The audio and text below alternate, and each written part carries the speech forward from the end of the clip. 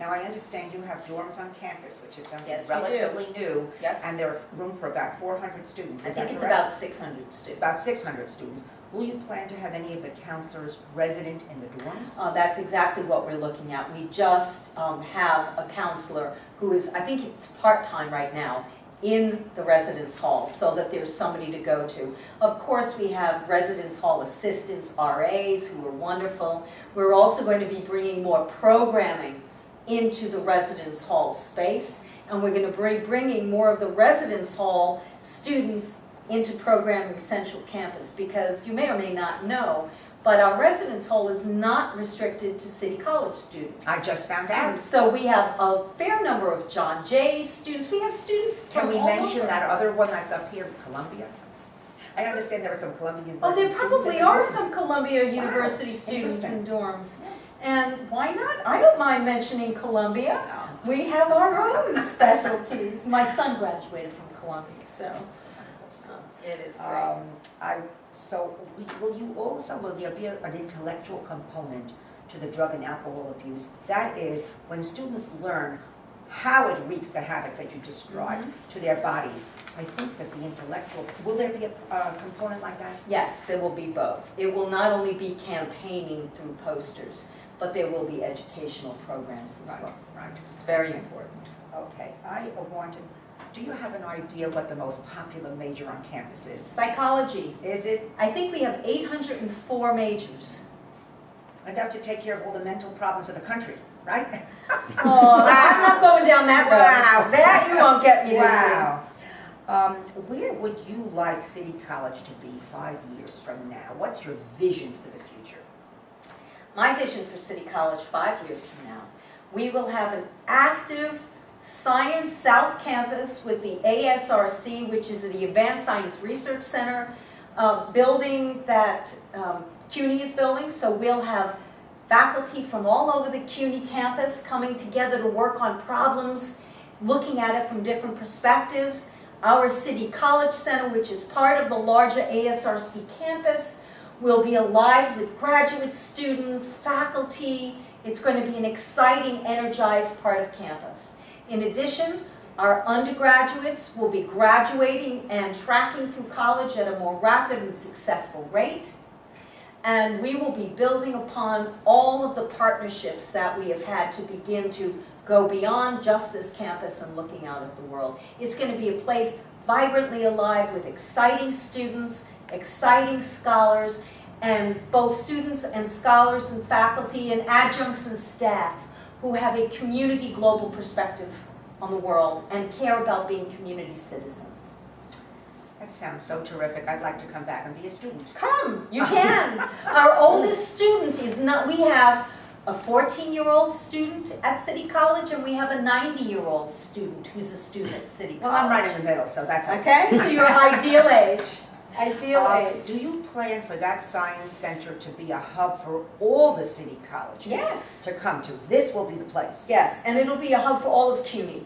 Okay. And I can't wait. I really can't wait to see, because all the CUNY colleges, they have different areas of expertise. And the science scholarship is wonderful in all of those colleges. And the thing is, if we can harness it so that they work together side by side with their graduate students, with undergraduate students, because I want undergraduates doing research as well, we can do so much. It will really be a jewel in the crown of the decade of science for Chancellor Goldstein, who is extremely forward-thinking. I think Oh, absolutely. phenomenal And he's very into opportunity. STEM, which is the direction that we are so headed in, that we need to be headed in so much now. He's an outstanding leader. He is. How do you, just a small question, how do you communicate with students on campus? It's such a big place. Oh, I'll tell you what I do. The second Tuesday of every month, I have an open table in the student cafeteria. And anybody's allowed to come and sit down and chat with me, talk to me about what your dreams are, talk to me about the fact that there were only 2 microwaves in the whole cafeteria, things that we can easily fix. So I do that. I just also held a town hall meeting. Again, open, different kind of forum, open questions. I'm having, I think, 8 undergraduate students over to my house for dinner tomorrow night. Oh, how wonderful. Again, talk about the dreams, talk about what does City College mean to them, what can we do to support them. Are they student leaders? How did you choose the agent? I went through the AVP for Student Affairs, and I'm not sure actually how, I know some of them are student leaders, I think some of them may have been chosen by lottery as well, and I did it because I remember, and talk about the other C down the road, when my son was a freshman at Columbia, he got to have dinner with Lee Bollinger, and it changed his life, being able to meet Yes. a president. Yes. And so I wanted to do that, and I'm a lot less formal, and I just wanted to do it in my apartment and have fun. I think it's wonderful. So I think it's wonderful, and that's that's just the reason I asked you that question. Yeah. The accessibility of students to a president, even though it's a formidable figure. Yeah. Couple of other things. Who are some of your mentors on a personal note? Oh, I've had many mentors through my life.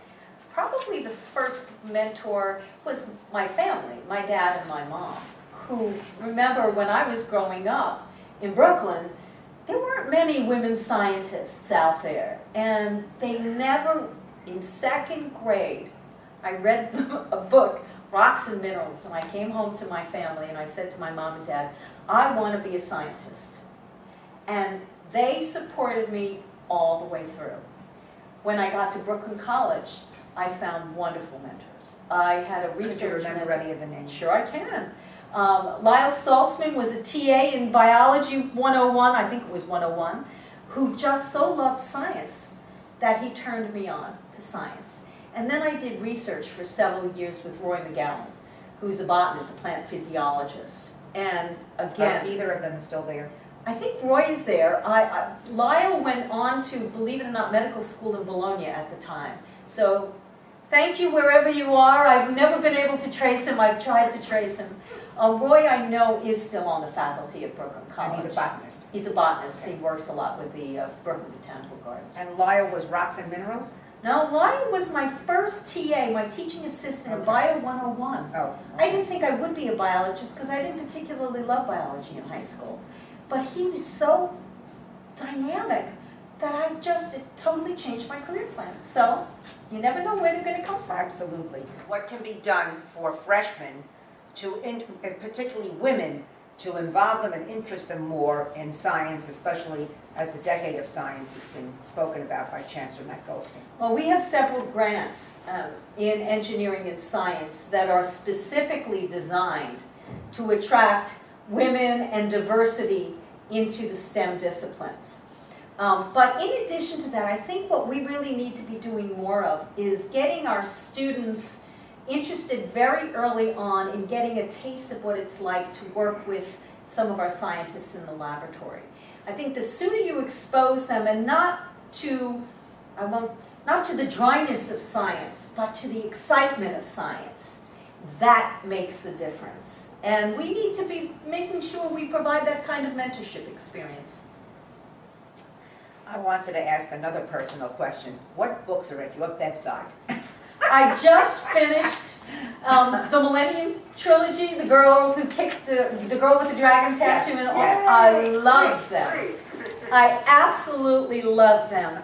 And then so I go from that to also, I love my Kindle, and I download all the time. I have to read, it relaxes me. To the other of rereading all of Thomas Hardy's works, because he's my favorite author. So it's so nice to be able to do that. You download them on the Kindle. On one hand, you're reading Thomas Hardy. On the other hand, you're reading these wonderful Steve Larson books. So I just love it, and I love to read. So that's what I read.